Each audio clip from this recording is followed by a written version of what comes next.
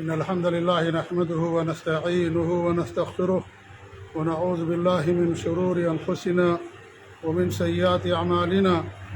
من يهده الله فلا مضل له ومن يضلل فلا هادي له، وأشهد أن لا إله إلا الله وحده لا شريك له، وأشهد أن محمدا عبده ورسوله. يا أيها الذين آمنوا اتقوا الله حق تقاته ولا تموتن إلا وأنتم مسلمون.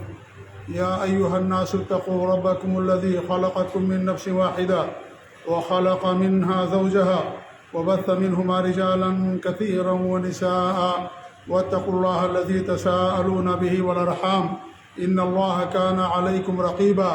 يا أيها الذين آمنوا اتقوا الله وقولوا قولا سديدا يصلح لكم أعمالكم ويغفر لكم ذنوبكم، ومن يطع الله ورسوله فقد فاز فوزا عظيما. أما بعد فإن خير الحديث كتاب الله، وخير الهدي هدي محمد صلى الله عليه وسلم، وشر الأمور محدثاتها، وكل محدثة بدعة، وكل بدعة ضلالة، وكل ضلالة في النار. فأعوذ بالله السميع العليم من الشيطان الرجيم من همزه ونفخه ونفثه. بسم الله الرحمن الرحيم. أم حسبت أن أصحاب الكهف والرقيم كانوا من آياتنا عجبا إذ أوى الفتية إلى الكهف فقالوا ربنا آتنا من لدنك رحمة وهيئ لنا من أمرنا رشدا فضربنا على آذانهم في الكهف سنين عددا. وقال رسول الله صلى الله عليه وسلم من حفظ 10 آيات من أول سورة الكهف قسم من الدجال. رواہ الامام مسلم فی صحیحہ. معزز و مکرم سامعین و ناظرین، میں نے آپ کے سامنے سورہ کہف کی 2-3 آیتوں کی تلاوت کی ہے، اور اسی کی مناسبت سے ایک حدیث میں نے آپ لوگوں کے سامنے پڑھی ہے. قبل اس کے کہ میں اپنے موضوع کو آگے بڑھاؤں، میں اپنے نمازی بھائیوں سے کہنا چاہوں گا، گزارش کرنا چاہوں گا کہ جب اگلی صفوں میں جگہ خالی ہے تو آپ لوگ پیچھے کیوں بیٹھے ہوئے ہیں؟ اگلی صفوں کا زیادہ ثواب ہے، زیادہ اجر ہے. اللہ نے آپ کو توفیق دی پہلے آنے کی، تو پہلی صف کے اندر بیٹھا کریں. آگے جگہ خالی رہتی ہے، پیچھے آپ لوگ بیٹھ جاتے ہیں، جبکہ اگلی صفوں کی بڑی فضیلت ہے. اگلی صفوں میں نماز پڑھنے کا اجر اور ثواب زیادہ ہے. اللہ کے رسول صلی اللہ علیہ وسلم کی حدیث ہے کہ سب سے بہتر صف جو مردوں کی ہوتی پہلی صف ہوتی ہے، اور عورتوں کی سب سے بہتر صف آخری صف ہوتی ہے. تو پہلی صفیں جب خالی رہیں تو انسان کو پیچھے نہیں بیٹھنا چاہیے. خیر کے کام میں، نیکی کے کام میں انسان کو ہمیشہ بڑھ چڑھ کر کے حصہ لینا چاہیے. ہم یہ بھی دیکھتے ہیں کہ اگر اگلی صف میں کہیں جگہ خالی ہوتی ہے تو آدمی خود آگے نہ جا کر کے دوسرے کو بھیج دیتا ہے، کہتا آپ چلے جاؤ، آپ چلے جاؤ. ارے بھئی خیر ہے، آپ کو جانا چاہیے. وفی ذالک فلیتنافس المتنافسون. خیر کے کام میں انسان کو بڑھ چڑھ کر کے حصہ لینا چاہیے. آدمی دوسروں کو بھیج دیتا ہے، پیچھے کھڑا رہ جاتا ہے کہ آپ چلے جاؤ، آپ چلے جاؤ. آدمی کو خود جانا چاہیے. اس میں انسان کے لیے زیادہ اجر اور زیادہ ثواب ہے. ایک بات تو یہ ہے. دوسری بات یہ ہے کہ آپ لوگ پیچھے بیٹھ جائیں گے، جو بعد میں آئیں گے وہ کیسے آگے آئیں گے؟ ان کا راستہ گویا کہ آپ نے روک دیا ہے. اس لیے جب آپ پہلے آئیں تو آپ اگلی صفوں کے اندر بیٹھا کریں. ہمیشہ کے لیے اس بات کا دھیان دیں. اور جب آپ مسجد میں آئیں تو 2 رکعت پڑھنے کے بعد بیٹھیں. لوگ آتے ہیں، بیٹھ جاتے ہیں آ کر کے، غلط ہے یہ. اس سے پہلے بھی میں تنبیہ کر چکا ہوں، لیکن بار بار میں لوگوں کو دیکھتا ہوں کہ مسجد میں آتے ہیں، اگر خطبہ شروع ہو گیا ہے تو کیا کرتے ہیں؟ بیٹھ جاتے ہیں، اس کے بعد کھڑے ہو کر کے پڑھتے ہیں یا نہیں پڑھتے ہیں. میرے بھائی یہ کرنا صحیح نہیں ہے. اللہ کے رسول صلی اللہ علیہ وسلم کی حدیث ہے جب تم میں سے کوئی مسجد کے اندر آئے اور خطبہ شروع بھی ہو چکا ہو، فلا یجلس حتی یرکع رکعتین. جب تک 2 رکعت نہ پڑھ لے نہ بیٹھے. جب تک 2 رکعت نہ پڑھ لے نہ بیٹھے. خطبہ شروع ہونے کے بعد 2 رکعت پڑھنے کی اجازت ہے، اس سے زیادہ کی اجازت نہیں ہے. خطبہ شروع ہو گیا ہے، آپ 2 رکعت پڑھیے اور پڑھنے کے بعد بیٹھ جائیے. خطبہ شروع ہونے کے بعد 4 رکعت پڑھنا، 6 رکعت پڑھنا غلط ہے. یہ ہمارے نبی نے صرف 2 رکعت پڑھنے کی اجازت دی ہے. لہذا خطبہ شروع ہو تو بھی آپ آ کر کے 2 رکعت نماز پڑھیں، اس کے بعد بیٹھیں. اگر خطبے سے پہلے آپ آ گئے ہیں، اللہ جتنی آپ کو توفیق دے اتنی پڑھیے. آپ 2 پڑھیے، 4 پڑھیے، 6 پڑھیے، 8 پڑھیے، 2 رکعت کر کے پڑھتے رہیے. جمعہ کے دن خطبے سے پہلے سنت کی کوئی متعین تعداد نہیں ہے. آپ کے اپنے اختیار پر ہے اور وقت پر ہے۔ اگر آپ کے پاس وقت ہے 2 رکعت کر کے پڑھتے رہیے، اگر وقت نہیں ہے 2 رکعت پڑھ کر کے بیٹھ جائیے۔ تو کچھ لوگ کیا سمجھتے ہیں کہ جمعہ کے دن خطبے سے پہلے 4 رکعت پڑھنا ضروری ہے، اس لیے اگر خطبے کے دوران آتے ہیں تو بھی 4 رکعت پڑھنے کے بعد ہی بیٹھتے ہیں۔ یہ صحیح نہیں ہے، یہ بالکل صحیح نہیں ہے۔ خطبہ شروع ہونے کے بعد صرف 2 ہی رکعت پڑھنے کا حکم ہے، اس سے زیادہ کا نہیں ہے۔ ہمارے نبی نے صرف 2 رکعت پڑھنے کا حکم دیا، کیونکہ خطبہ سننا ضروری ہے، فرض ہے یا ضروری ہے سمجھ لیجیے، واجب ہے، لہذا 2 رکعت صرف پڑھنے کی اجازت ہے، اس سے زیادہ کی اجازت نہیں ہے۔ لوگ خطبے کے دوران آتے ہیں، کوئی 4 رکعت پڑھتا ہے، کوئی پڑھتا ہی نہیں، آ کر کے بیٹھ جاتا ہے، تو یہ بھی سنت کی خلاف ورزی ہے۔ صریح روایت ہمارے نبی صلی اللہ علیہ وسلم کی، اذا جاء احدکم والامام یخطب فلا یجلس حتی یرکع رکعتین، صحیح مسلم وغیرہ کی روایت ہے۔ جب تم میں سے کوئی مسجد میں آئے اور خطبہ شروع ہو تو 2 رکعت پڑھے بغیر نہ بیٹھے، 2 رکعت پڑھے اس کے بعد بیٹھے ہو۔ تو ان چیزوں کا ہمیشہ دھیان دینا چاہیے ہم سب لوگوں کو، جو بھی نماز پڑھنے کے لیے اللہ کی رضا کے لیے مسجدوں کے اندر آتے ہیں، پہلی صف کے اندر جگہ ہے، پہلی صف کے اندر بیٹھیے، اور آنے کے بعد 2 رکعت تحیۃ المسجد ہوتی ہے، 2 رکعت تحیۃ المسجد پڑھنے کے بعد انسان بیٹھے۔ یہ بات عمومی ہو گئی ایک تنبیہ کے طور پر۔ سورہ کہف اللہ کے رسول صلی اللہ علیہ وسلم کی نبوت کی سچی دلیلوں میں سے ایک سچی دلیل ہے۔ یوں تو پورا قرآن ہمارے نبی کی سچی نبوت کی ایک دلیل ہے اور معجزہ ہے، لیکن سورہ کہف بھی انہی صورتوں میں سے ایک عظیم صورت ہے جو ہمارے نبی صلی اللہ علیہ وسلم کی نبوت کی ایک سچی دلیل ہے۔ اس صورت کے اندر ہمارے لیے بے شمار عبرتیں اور نصیحتیں موجود ہیں۔ سورہ کہف یہ مکی صورت ہے، مکہ مکرمہ کے اندر نازل ہوئی، اور جس وقت نازل ہوئی اس وقت مکے کے اندر مسلمانوں کا جینا دوبھر تھا، مسلمانوں پر ہر طرح کی مشکلات تھیں، پریشانیاں تھیں، مصائب تھے، ظلم کی انتہا تھی۔ ایسے موقع پر اللہ رب العالمین نے اس صورت کو مکے کے اندر نازل فرمایا، اور اس کا ایک سبب نزول علماء نے مفسرین نے بیان کیا ہے، اور وہ سبب نزول یہ ہے جیسا کہ بیان کیا گیا ہے کہ مکہ کے مشرکین نے یہودیوں کے پاس بھیجا کچھ لوگوں کو کہ یہ جو محمد صلی اللہ علیہ وسلم ہیں ان کے بارے میں ہم کیا کریں، یہ سچے نبی ہیں یا سچے نبی نہیں ہیں، کیونکہ یہودیوں کے پاس علم تھا، اللہ نے ان کو تورات دی تھی، موسیٰ علیہ السلام پر ایمان لانے والی قوم تھی، اگرچہ ان کے ایمان کے اندر خلل تھا، کفر اور شرک تھا، لیکن اس کے باوجود بھی موسیٰ علیہ السلام کی قوم تھی یہود۔ تو انہوں نے کہا کہ 3 سوالات ان سے کرنا، اگر وہ تینوں سوالات کے جوابات دے دیں تو اس کا مطلب یہ ہے کہ وہ سچے نبی ہیں، اور اگر نہ جواب دے پائیں تو اس کا مطلب یہ ہے کہ وہ سچے نبی نہیں ہیں، جھوٹے نبی ہیں۔ وہ 3 سوالات کیا تھے؟ ایک سوال تھا روح کے بارے میں، کہ روح کی حقیقت کیا ہے اس کے بارے میں۔ دوسرا سوال تھا اصحاب کہف کے بارے میں، کچھ نوجوان تھے جو ایمان لائے اللہ رب العالمین پر، کفر اور شرک کو چھوڑا، بت پرستی کو چھوڑا۔ ان کی قوم کے سارے لوگ مشرک تھے، بت پرست تھے، انہیں ستایا جانے لگا، تو انہوں نے اپنے علاقے کو چھوڑ دیا اور وہاں سے ہجرت کر کے دوسری جگہ چلے گئے، اور ایک غار کے اندر جا کر کے انہوں نے پناہ لے لی۔ تو اللہ رب العالمین نے 309 سال تک ان کو غار کے اندر نیند کی حالت میں رکھا۔ تو انہوں نے ان کے بارے میں پوچھا کہ ان سے پوچھنا صحابہ کہف کے بارے میں کون لوگ تھے۔ یہ 2 سوال ہو گیا۔ تیسرا سوال ان کا تھا ذوالقرنین کے بارے میں۔ ذوالقرنین ان کا بھی ذکر اللہ رب العالمین نے سورت کے اندر کیا، سورہ کہف کے اندر، کہ ذوالقرنین کون تھا۔ اس بندے کو اللہ رب العالمین نے بہت بڑی بادشاہ عطا فرمائی تھی، اور یہ جہاں سورج نکلتا ہے، جہاں ڈوبتا، وہاں تک اس نے سفر کیا، اور اس طریقے سے وہاں کے رہنے والے کے لوگوں کی مدد کی، اور یاجوج اور ماجوج جو آ کر کے اس علاقے کے اندر فتنہ پھیلاتے تھے، فساد مچاتے تھے، اس سے بچنے کے لیے ایک بہت اونچی دیوار انہوں نے تعمیر کی۔ یہ ساری باتیں اللہ رب العالمین نے قرآن کے اندر بیان کی۔ تو یہودیوں نے کہا کہ 3 سوالات کرنا ان سے، اگر یہ تینوں سوال کا صحیح جواب دے دیں گے تو نبی ہوں گے، کیونکہ نبی ہی ان تینوں سوالوں کا صحیح جواب دے سکتا ہے۔ روح کے بارے میں، اصحاب کہف کے بارے میں۔ کہف کہتے ہیں غار کو، غار جو پہاڑی کے اندر، پہاڑ میں ہوتا ہے غار، اس کو کہف کہتے ہیں عربی زبان کے اندر، اور اسی لفظ سے اس سورت کا نام پڑ گیا سورۃ الکہف۔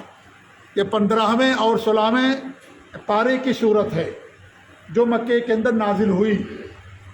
جب انہوں نے ہمارے نبی صلی اللہ علیہ وسلم سے سوال کیا تو ہمارے نبی نے کہا کل میں بتاؤں گا۔ اب کئی دنوں تک وہی نہیں آئی تو اللہ رب العالمین نے آپ کو تنبیہ کی اور کہا کہ جب بھی کوئی کام کریں تو یہ کہیں کہ انشاءاللہ، اللہ تعالیٰ چاہے گا تو میں یہ کروں گا۔ کوئی بھی خیر کا کام ہے، نیکی کام ہے، آپ کرنا چاہتے ہیں تو انسان کو انشاءاللہ کہنا چاہیے۔ اللہ رب العالمین نے آپ کو تنبیہ کی اور یہ ادب سکھایا، اور یہ ادب ہمارے لیے بھی ہے اور سب کے لیے، ہر مسلمان کے لیے۔ وَلَا تَقُولَنَّ لِشَيْءٍ إِنِّي فَاعِلٌ ذَلِكَ غَدًا إِلَّا أَن يَشَاءَ اللَّهُ۔ آپ کوئی بھی چیز جو کل کرنا چاہتے ہیں بعد میں آپ یہ کہیں کہ اللہ تعالیٰ چاہے گا تو میں کروں گا، اللہ تعالیٰ چاہے گا تو میں ہفتہ عمرہ کرنے جاؤں گا، انشاءاللہ میں اتنا صدقات و خیرات کروں گا، انشاءاللہ میں امسال حج کروں گا، انشاءاللہ میں یہ خیر کا کام کروں گا۔ تو اس طریقے سے انسان کو انشاءاللہ کہنا چاہیے۔ کوئی بھی خیر کا کام ہو، نیکی کام ہو، اس کے لیے انسان کو انشاءاللہ کہنا چاہیے۔ شر کے لیے نہیں کہ انسان شر کہے اور کہے کہ انشاءاللہ نعوذ باللہ، کیونکہ اللہ تعالیٰ شر نہیں چاہتا ہے، اللہ تعالیٰ نافرمانی اور گناہ نہیں چاہتا ہے۔ اس لیے ہم یہ نہ کہیں کہ انشاءاللہ میں نعوذ باللہ میں گناہ کروں گا، نہیں۔ خیر کے لیے، کام کے لیے، بھلائی کے لیے انسان انشاءاللہ کا لفظ استعمال کرتا ہے۔ ہاں، شر چھوڑنے کے لیے آپ انشاءاللہ کہہ سکتے ہیں، کہا جائے گا۔ شر چھوڑنے کے لیے، گناہ چھوڑنے کے لیے۔ ایک انسان مان لیجیے سگریٹ پیتا ہے تو کہے کہ انشاءاللہ میں آج کے بعد سے سگریٹ نہیں پیوں گا، کیونکہ سگریٹ پینا شر ہے، گناہ ہے، یہ حرام ہے یہ، اور سگریٹ نہ پینا یہ خیر ہے، نیکی ہے۔ انشاءاللہ میں فلاں جو گناہ کا کام ہے وہ نہیں کروں گا۔ تو انسان اگر کوئی گناہ چھوڑتا ہے تو گناہ چھوڑنا بھی خیر ہے، نیکی ہے، اس کے لیے انسان انشاءاللہ کا لفظ استعمال کرے گا۔ ایک انسان بدعت نہیں کرتا ہے تو گویا کہ خیر کا کام کرتا ہے۔ ایک انسان شرک نہیں کرتا، وہ خیر کا کام کرتا ہے۔ ایک انسان توحید پر قائم ہے، شرک کا کام نہیں کرتا، وہ بھی اللہ رب العالمین کی عبادت میں وہ خیر کا کام کرتا ہے، کیونکہ جو شرک کر رہا ہوگا وہ حرام کام کا ارتکاب کر رہا ہوتا ہے۔ ایک انسان بدعت کرتا ہے تو حرام کام کا ارتکاب کرتا ہے۔ تو بدعت کا چھوڑ دینا، شر کا چھوڑ دینا، گناہوں کا چھوڑ دینا ہم سے مطلوب ہے۔ اللہ اور اس کے رسول کا حکم ہے کہ ہم گناہوں کے قریب نہ جائیں۔ لہذا انسان اگر کوئی گناہ کرتا ہے اس چیز کو چھوڑنے کے لیے کہہ سکتا ہے کہ انشاءاللہ میں یہ کام آج کے بعد نہیں کروں گا، انشاءاللہ میں سگریٹ نہیں پیوں گا، انشاءاللہ میں شراب نہیں پیوں گا، انشاءاللہ میں آج کے بعد سے جھوٹ نہیں بولوں گا، انشاءاللہ میں آج کے بعد سے داڑھی نہیں موڑوں گا، انشاءاللہ میں آج کے بعد سے کسی کو دھوکہ نہیں دوں گا۔ یہ سب چیزیں، ان سب چیزوں کا چھوڑ دینا خیر ہے، یہ بھلائی کا کام ہے، اس لیے انسان یہ کہے گا انشاءاللہ میں یہ کام کروں گا۔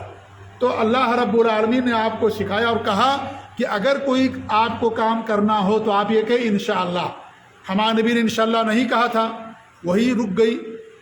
بعض روایتوں کے اندر آتا ہے کہ 15 دن تک وہی نہیں آئی، جبریل امین کا نزول نہیں ہوا، اور بعض روایتوں کے اندر اور کم دنوں کا ذکر۔ بہرحال اللہ رب العالمین نے آپ کے پاس وحی نہیں بھیجی، کیونکہ تعلیم دینے والا، سکھلانے والا، علم دینے والا اللہ رب العالمین۔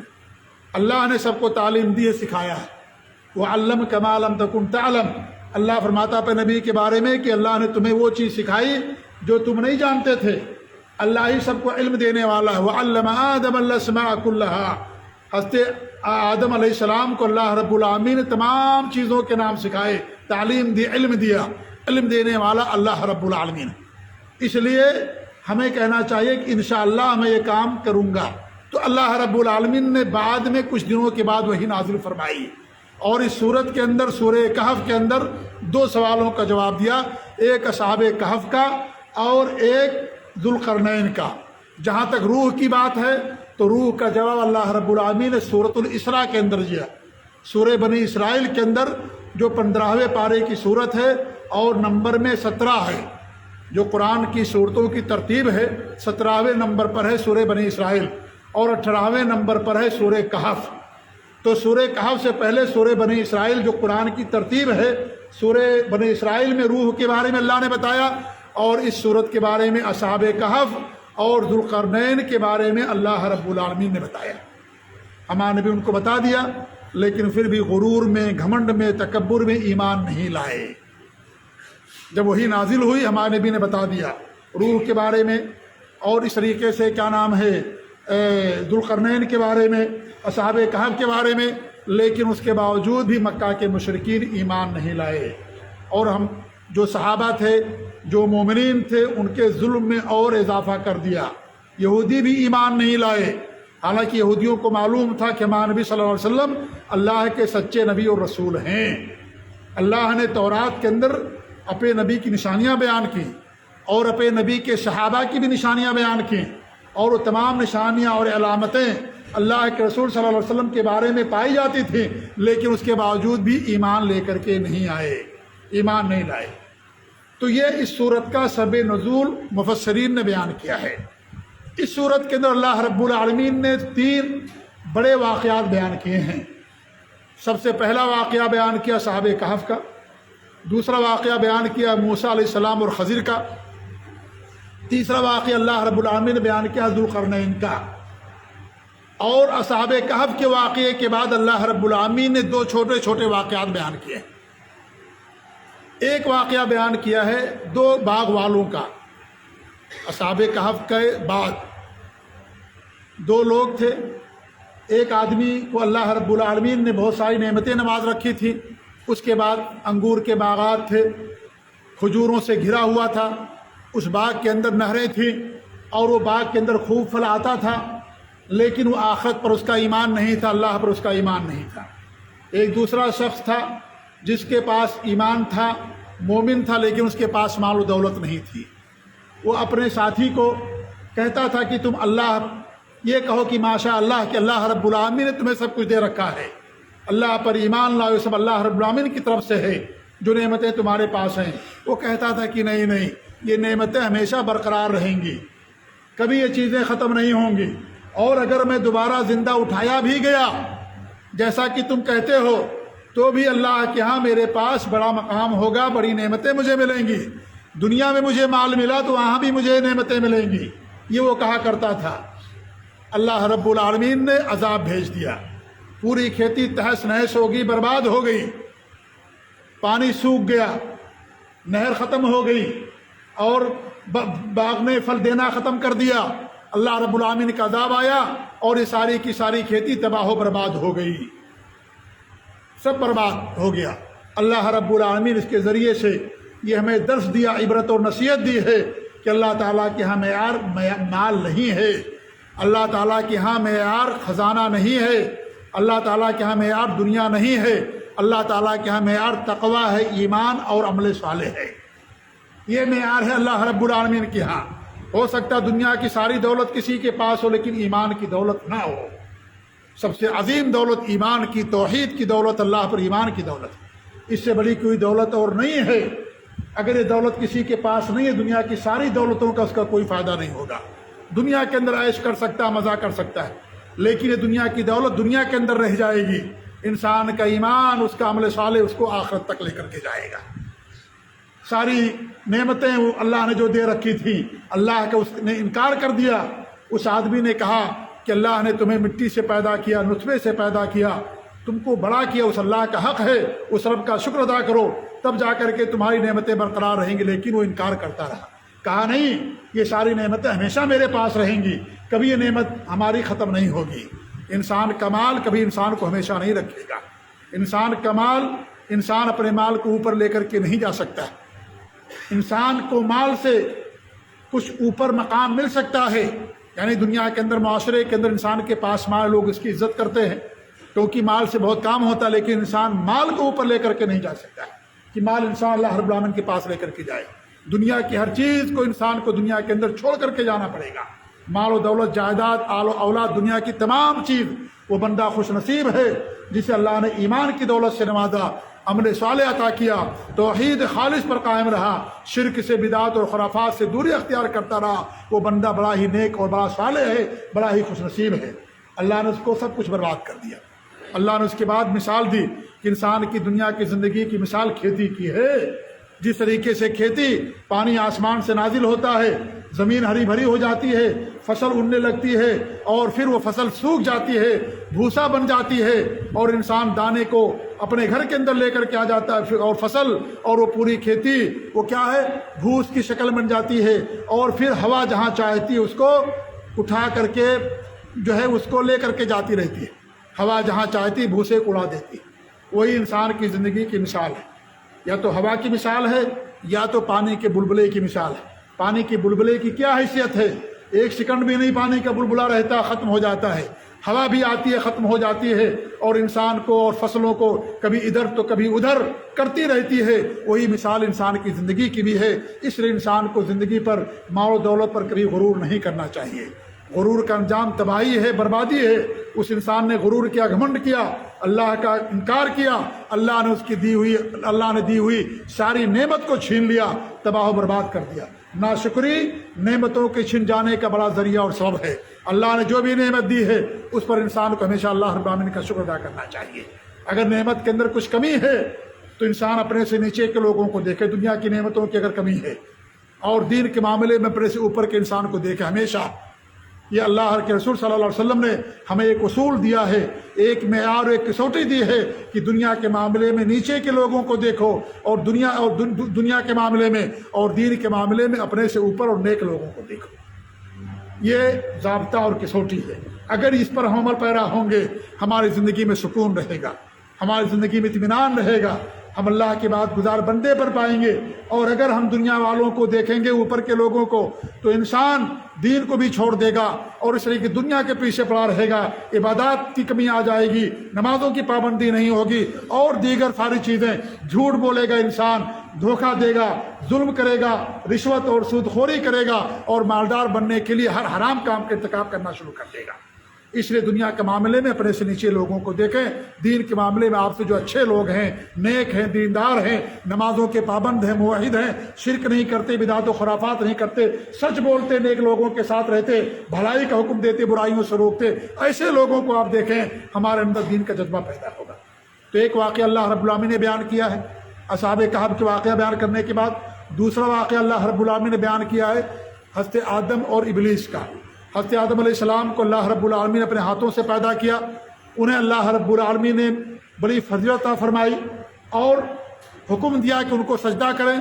تمام فرشتوں نے فوراً سجدہ کیا۔ اس سے علماء نے بیان کیا ہے، یہ دلیل ملتی ہے جب اللہ تعالیٰ کا حکم آ جائے انسان کو فوراً اس کے اوپر عمل کرنا پڑتا ہے۔ نماز کا وقت ہو گیا، نماز پڑھنا ہے، حج فرض ہو گیا، حج اسی سال کرنا ہے، زکوٰۃ فرض ہوگی، اسی سال آپ کو زکوٰۃ دینا ہے، یہ نہیں کہ آئندہ سال زکوٰۃ دیں گے، نہیں، اسی سال آپ کو زکوٰۃ دینا ہے۔ اللہ تعالیٰ کا حکم انسان پر فوراً عائد ہوتا ہے، اس کے لیے تاخیر کرنا، لیٹ کرنا یہ صحیح نہیں ہے، درست نہیں ہے۔ اللہ کا حکم آتے ہی تمام فرشتوں نے سجدہ کیا، فسجد الملائکۃ کلھم اجمعون، تمام فرشتوں نے سجدہ کر لیا الا ابلیس ابا واستکبر وکان من الکافرین۔ ابلیس نے انکار کر دیا، تکبر کیا اور کافروں میں سے تھا۔ اور سورہ کہف میں اللہ نے بیان کیا ہے کان من الجن، وہ شیطانوں میں سے تھا۔ بہت سارے لوگ بیان کرتے ہیں کہ ابلیس فرشتوں میں سے تھا، عبادت کرتے کرتے ایسا ہو گیا، نہیں، ابلیس جنوں میں سے تھا، شیطانوں میں سے تھا۔ اللہ رب العالمین نے اس کے بارے میں صاف فرما دیا کان من الجن، وہ جنوں میں سے تھا۔ یہ اور بات فرشتوں کے ساتھ رہتا تھا لیکن وہ جن ہی میں سے تھا، آگ ہی سے اللہ نے اس کو پیدا کیا تھا۔ تو یہ اللہ نے اس کے بارے میں بیان کیا۔ اس نے سجدہ کرنے سے انکار کر دیا، تکبر کیا، غرور کیا، اور اس غرور کے نتیجے میں اللہ رب العالمین اس کو جنت سے نکال دیا۔ تکبر یہ جائز نہیں کسی کے لیے، گھمنڈ جائز نہیں ہے۔ تکبر کا انجام تباہی اور بربادی ہے، تکبر کا انجام جہنم ہے۔ اللہ کے رسول صلی اللہ علیہ وسلم کی حدیث ہے جس کے دل کے اندر رائی کے برابر بھی کبر اور غرور ہوگا وہ جنت میں نہیں جائے گا۔ غرور گھمنڈ کسی انسان کے لیے روا نہیں ہے کہ انسان غرور گھمنڈ کرے۔ کس بات پر انسان غرور گھمنڈ کرتا ہے؟ اللہ نے انسان کو مٹی سے پیدا کیا، حقیر پانی سے پیدا کیا، اپنی ماں کے پیٹ میں 9 ماہ رہتا ہے، اور اس طریقے سے اللہ اس کی پرورش کرتا ہے، پیدا ہوتا ہے، پیدا ہونے کے بعد وہ مختلف مراحل سے گزرتا ہے، مر جاتا ہے، مرنے کے بعد زمین کے اندر پھر اس کو دفن کر دیا جاتا ہے۔ کس بات پر انسان غرور کرتا ہے؟ کس بات پر انسان تکبر اور گھمنڈ کرتا ہے؟ مال پر، خوبصورتی پر، دولت پر، اپنے رشتہ داروں پر یا اپنے خاندان پر، یہ ساری چیزیں دنیا کے اندر رہ جانے والی، کوئی چیز آخرت کے اندر جانے والی نہیں ہے۔ کوئی خاندان بھی کام نہیں آئے گا۔ اس انسان کو جسے اللہ نے 2 باغوں سے نواز رکھا، کیا اس کے خاندان کے لوگ کام آئے؟ اللہ کا جب عذاب آتا ہے کوئی کام نہیں آتا ہے، اور اللہ کا عذاب سب کو پہنچتا ہے، اچھے لوگوں کو بھی برے لوگوں کو بھی پہنچتا ہے۔ سیلاب آتا ہے، آپ دیکھیے زلزلے آتے ہیں، آپ دیکھیے قحط سالی پڑتی ہے، سب کو پہنچتی ہے۔ اللہ تعالیٰ کا عذاب سب کے لیے آتا ہے۔ اللہ رب العالمین سب کو نصیحت دیتا ہے، وَاتَّقُوا فِتْنَةً لَا تُصِيبَنَّ الَّذِينَ ظَلَمُوا مِنكُمْ خَاصَّةً۔ اللہ تعالیٰ کے عذاب سے بچو۔ اللہ تعالیٰ کا عذاب صرف ظالموں کو نہیں پہنچتا، اللہ رب العالمین کا عذاب آتا سب کو پہنچتا ہے، سب کو حاصل ہوتا ہے، اچھے لوگوں کو بھی برے لوگوں کو بھی۔ اچھے لوگوں کی کوتاہی یہ ہوتی ہے کہ لوگوں کو بھلائی کا حکم نہیں دیتے، لوگوں کو برائی سے نہیں روکتے، لوگوں کو گناہوں سے نہیں روکتے، ان کے ساتھ اٹھتے بیٹھتے کھاتے پیتے سب کچھ انہی کے ساتھ رہتے بیٹھتے، گناہ بھی کرتے ہیں اور برائیاں بھی کرتے ہیں اور انہیں احساس تک نہیں ہوتا۔ اس لیے اللہ رب العالمین کے جب عذاب آتا ہے سب کو عذاب آتا ہے۔ اللہ نے ابلیس کو جنت سے نکال دیا، ہمیشہ کے لیے راد درگاہ کر دیا، ملعون کر دیا، اور اس طریقے سے لعنت اس پر قیامت تک نازل ہوتی رہے گی ابلیس پر ایک حکم نہ ماننے سے۔ اسی لیے علماء نے بیان کیا کہ اللہ رب العالمین کا حکم آ جائے، انسان تکبر میں اگر اللہ تعالیٰ کے حکم کا، دین کا انکار کر دیتا ہے، وہ کفر کا کام کرتا ہے، اسلام کے دائرے سے نکل جاتا ہے۔ ابلیس کو معلوم تھا یہ حکم اللہ رب العالمین کا ہے، اللہ ہی نے حکم دیا، سنا اللہ کے حکم کو، اللہ کہتا سجدہ کرو، سنا ابلیس نے، اللہ کا حکم ہے، بیچ میں کوئی واسطہ نہیں ہے، لیکن اس نے ماننے سے انکار کر دیا اور اس نے غلط قیاس کیا، کہا کہ زمین مٹی سے آگ بہتر ہے، آگ اوپر جاتی ہے، مٹی جو ہے نیچے آتی ہے، میں اس سے بلند ہوں لہذا میں سجدہ نہیں کروں گا۔ اس نے غرور اور گھمنڈ کیا، اللہ نے اس کو جنت سے نکال دیا، ہمیشہ کے لیے جہنم کے داخل کر دیا۔ حالانکہ آگ سے مٹی بہتر ہے، مٹی میں انسان کے لیے سکون ملتا ہے، مٹی کے اندر تواضع اور خاکساری ہوتی ہے، انسان مٹی پر سوتا اسے سکون ملتا ہے۔ اس لیے ہمارے نبی کی حدیث، اگر کسی کو غصہ آ جائے زمین پر لیٹ جائے، زمین پر لیٹنے سے انسان کو سکون مل جاتا ہے۔ مٹی کے اندر اللہ نے سکون رکھا ہے، مٹی انسان کو، زمین کو اللہ نے انسان کے لیے بچھونا بنا دیا ہے، مٹی سے اللہ نے انسان کو پیدا کیا اور مٹی ہی کے اندر انسان کو دوبارہ قبر کے اندر رکھ دیا جاتا ہے، کیونکہ مٹی انسان کو چھپاتی ہے اور مٹی ہی کے ذریعے سے دنیا کے اندر سارے اناج پیدا ہوتے ہیں، سارے غلے پیدا ہوتے ہیں، اور آگ سے کوئی غلہ نہیں پیدا ہوتا ہے۔ اس لیے مٹی کی فضیلت زیادہ ہے۔ اس نے غلط بات کہی تھی کہ مٹی سے آگ افضل ہے، آگ تو جلانے کا کام کرتی ہے، آگ بھسم کر دیتی ہے، رہی صحیح قوت اور طاقت کو، گھر کو اور تمام چیزوں کو برباد کر دیتی ہے۔ اس لیے آگ بھی ہے اس کے اندر بڑے فائدے، لیکن فضیلت کے اعتبار سے، فائدے کے اعتبار سے مٹی کے اندر زیادہ فائدہ ہے۔ اس لیے اللہ رب العالمین نے تمام انسانوں کو، یا انسانوں کے باپ حضرت آدم علیہ السلام کو مٹی سے پیدا کیا۔ تو کس بنا پر اللہ نے اس کو جنت سے نکال دیا؟ اس لیے نکال دیا اس نے تکبر کیا، غرور اور گھمنڈ کیا، اللہ تعالیٰ کی بات نہیں مانی تکبر اور غرور میں۔ لہذا آج بھی اگر ہمارے پاس حق پہنچے، قرآن کی اور حدیث کی کوئی بات پہنچے، ہم اس کا انکار کر دے، نہ مانیں، غرور میں، گھمنڈ میں، تکبر میں، میرے بھائی اس کا انجام وہی ہوگا جو ابلیس کا ہوا تھا، کیونکہ یہ کفر ہے۔ یہ کفر کی بہت ساری قسمیں ہیں، انہی قسموں میں سے ایک قسم یہ بھی ہے کہ انسان حق کا انسان تکبر کی بنا پر کر دے، غرور گھمنڈ میں کر دے۔ انسان لا علمی میں اگر کر دے تو لا علم ہے، جاہل نہیں معلوم، اللہ تعالیٰ معاف کر دینے والا ہے، لیکن انسان تکبر میں، جانتے ہوئے، غرور اور گھمنڈ میں کہ میں ان کی بات نہیں مانوں گا، یہ تو مجھ سے عمر میں چھوٹے ہیں، یہ ان کی جماعت چھوٹی ہے، یہ تو ان کے پاس علم مجھ سے کم ہے، یہ تو بھی آج کا لونڈا ہے، میں اس کی بات کیسے مانوں؟ میرے بھائیو، اگر غرور اور گھمنڈ میں انسان حق کا انکار کر دیتا ہے، وہ گویا کہ اللہ پر ایمان کا منکر ہو جاتا، گویا کہ وہ حق کا انکار کر دیتا ہے، اور حق کا انکار کرنا کفر ہوتا ہے۔ یہ درس ملتا میرے بھائیوں۔ تو اللہ رب العالمین نے سورہ کہف کے اندر 3 جو بڑے واقعات بیان کیے ہیں، یہ 3 واقعات سورہ کہف کی خصوصیات میں سے ہے۔ یہ تینوں واقعہ اللہ رب العالمین نے قرآن کی کسی اور صورت میں نہیں بیان کیا۔ کون سے 3 واقعات؟ اصحاب کہف کا، موسیٰ اور خضر علیہ السلام کا واقعہ، اور ذوالقرنین کا واقعہ۔ یہ 3 واقعات ایسے ہیں جنہیں اللہ رب العالمین نے صرف سورہ کہف کے اندر بیان کیا ہے، اور سورہ کہف کی میرے بھائیوں بڑی فضیلت ہے۔ وقت بڑی تیزی کے ساتھ گزر رہا ہے، میں فضیلت بیان کر کے اپنی بات ختم کر دوں۔ انشاءاللہ آنے والے دنوں میں سورہ کہف کے یہ جو 3 بڑے واقعات ہیں، ان کے اندر ہمارے لیے درس کیا، عبرت و نصیحت کیا ہے، انشاءاللہ میں بیان کرنے کی کوشش کروں گا۔ سورہ کہف کی بڑی فضیلت ہے، اس میں سے ایک فضیلت یہ ہے کہ سورہ کہف کی شروع کی 10 آیتوں کو یاد کرنا اللہ تعالیٰ اس کے ذریعے سے دجال سے بندے کی حفاظت کرتا ہے۔ اللہ کے رسول صلی اللہ علیہ وسلم کی حدیث ہے من حفظ 10 آیات من اول سورۃ الکہف، جو سورہ کہف کی شروع کی 10 آیتوں کو یاد کرتا ہے اسم من الدجال، دجال سے اس بندے کی حفاظت کی جاتی ہے۔ لہٰذا سورہ کہف کی شروع کی 10 آیتیں ہمیں یاد ہونی چاہیے دجال سے بچنے کے لیے، کیونکہ دجال بہت بڑا فتنہ ہے جو آخر وقت میں آئے گا، جسے عیسیٰ علیہ السلام قتل کریں گے، اور یہ بھی قیامت کی بڑی نشانیوں میں سے بڑی نشانی ہے دجال کا آنا۔ تو دجال کے بچاؤ کے لیے سورہ کہف کیا ہے، ہمارے لیے اکسیر کا کام کرتی ہے، اور جو سورہ کہف کی شروع کی آیتوں کو 10 آیتوں کو یاد کرے گا دجال کے فتنے سے محفوظ رہے گا۔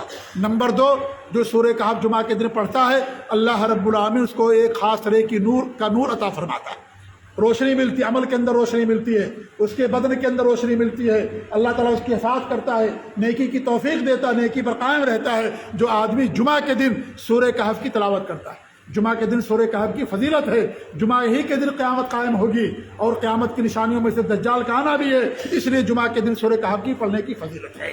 اللہ کے رسول صلی اللہ علیہ وسلم کی حدیث ہے، ابو سعید الخدری فرماتے ہیں کہ اللہ کے رسول نے فرمایا من قرأ سورۃ الکہف فی یوم الجمعہ اور دعا لہ من النور ما بین الجمعتین، کہ ہمارے نبی فرماتے جو جمعہ کے دن سورہ کہف کی تلاوت کرتا ہے اللہ رب العالمین آئندہ جمعہ تک اسے خاص طرح کا نور عطا فرماتا ہے، روشنی اسے ملتی ہے۔ کس طرح کی روشنی؟ علم کی روشنی، ایمان کی روشنی، عمل کی روشنی، اور عمل پر ثابت قدمی، نیکی کے کاموں پر ثابت قدمی، یہ تمام چیزیں اللہ رب العالمین سے عطا فرماتا ہے جو جمعہ کے دن سورہ کہف کی تلاوت کرتا ہے۔ لہٰذا جمعہ کے دن سورہ کہف پڑھا کیجئے۔ اگر دجال کے فتنے سے بچنا ہے، اللہ کی طرف سے نور چاہیے اور روشنی چاہیے، تو جمعہ کے دن ہمیں سورہ کہف کی تلاوت کرنی چاہیے۔ اور جمعہ کے دن یعنی جمعرات کو مغرب کے بعد سے لے کر کے جمعہ کے دن مغرب تک، کیونکہ رات پہلے آتی ہے عربی تاریخ میں، تو جمعرات کو مغرب کے بعد سے لے کر کے جمعہ کے دن سورج غروب ہونے تک کبھی بھی آپ پڑھیں گے آپ کو فضیلت حاصل ہوگی۔ تیسری فضیلت یہ میرے بھائیوں کہ سورہ کہف پڑھنے سکون نازل ہوتا ہے۔ پورے قرآن میں اللہ نے سکون رکھا ہے، پورے قرآن میں سکون اطمینان ہے، لیکن سورہ کہف کے بارے میں اللہ کے رسول کی حدیث ہے، صحیح بخاری کی روایت ہے کہ ایک صحابی ہیں سورہ کہف کی تلاوت کر رہے تھے، ان کے پاس گھوڑا تھا اور وہ گھوڑا بدکنے لگا۔ جب یہ باہر نکلے تو دیکھا کہ اوپر ایک بدلی ہے اور جو بدلی ہمارے قریب آتی جا رہی ہے۔ اس کے بعد یہ اللہ صبح ہوئی، نبی صلی اللہ علیہ وسلم کے پاس گئے تو آپ سے انہوں نے اس کا ذکر کیا، تو ہمارے نبی نے فرمایا پڑھا کرو اس سورت کو، کیونکہ قرآن پڑھتے وقت اللہ رب العالمین کی طرف سے سکینت نازل ہوتی ہے، اللہ تعالیٰ کا سکون نازل ہوتا ہے، اللہ تعالیٰ سکون نازل فرماتا ہے۔ تو سورہ کہف پڑھنے سے بھی بلکہ پورا قرآن پڑھنے سے انسان کو سکون ملتا ہے۔ اور اس سورت کے بارے میں بطور خاص یہ صحیح بخاری کی روایت ہے اور مسلم کی روایت جو میں نے آپ کے سامنے پیش کی کہ اس کی وجہ سے اللہ رب العالمین نے سکون نازل فرمایا۔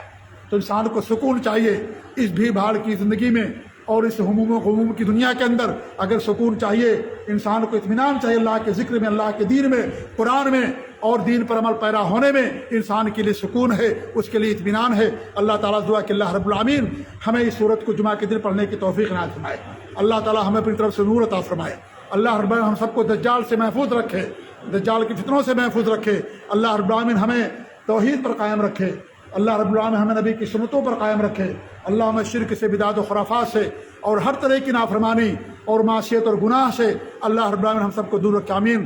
بارک اللہ لی ولکم فی القرآن العظیم ونفعنی وإیاکم بالآیات والذکر الحکیم، انہ تعالی جواد کریم ملک بر رؤوف الرحیم۔